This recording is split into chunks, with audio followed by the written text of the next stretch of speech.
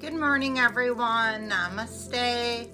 We are going to be reading out of my Psychic Empath, and we're moving on to Chapter 7, How to Use Your Empathy. Given that compassion is important, when you have sympathy for other people, you help them to love and accept themselves. You help people mitigate their issues and strengthen their association with the individuals. Compassion implies you place yourself into the perspective and know that their experience to support them. You show care and concern. When somebody discloses to you an individual issue, odds are he or she doesn't feel well and needs your passionate help. Recognize the individual's sentiments. Perhaps the most concerning issue is I find in correspondence is that numerous individuals don't recognize the other individual's sentiments. Intends to perceive the significance of something.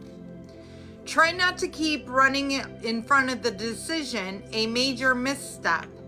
I notice individuals making when somebody is sharing an issue is that they essentially hop to the end purpose of the discussion. Having the option to rehearse sympathy is one of the most significant abilities you can learn. In a world that invests so much energy picking at defects, inflaming apprehension and outrage in individuals, sympathy can be emollient to the dread and the outrage.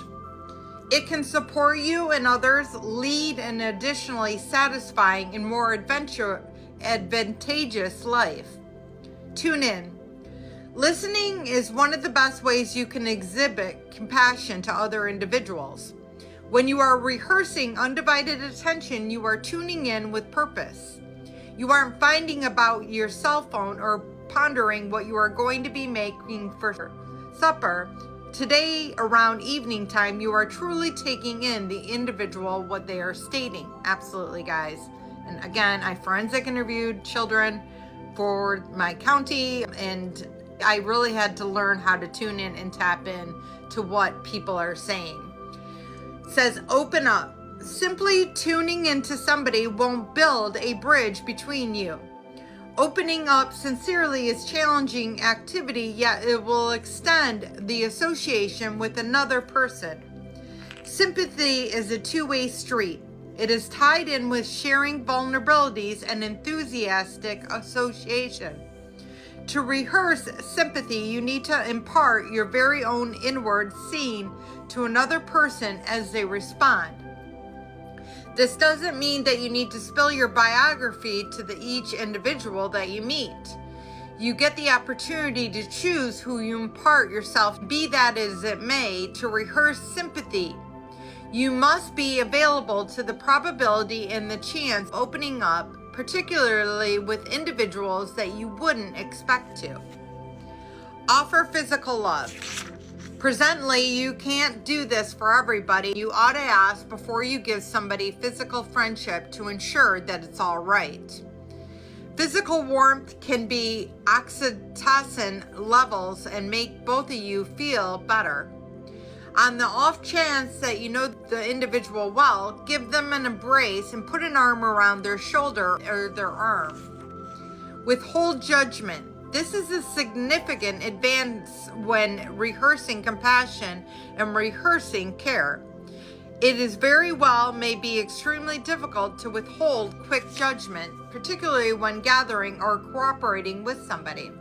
This is a pivotal advance towards being empathetic.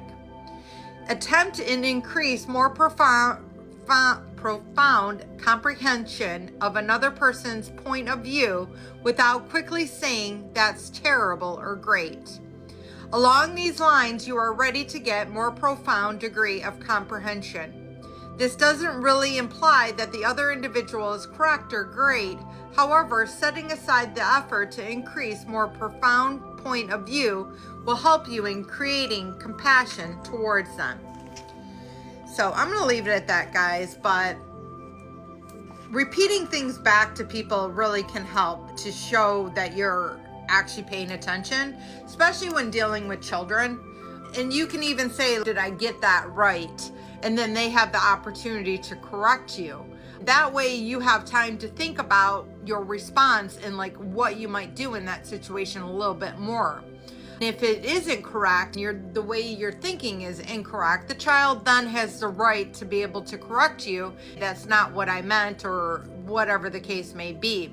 But it shows active listening. It shows that you are participating in what they're saying, that you're not just taking it in. A lot of times when people talk, people just sit there and they don't give any sort of response.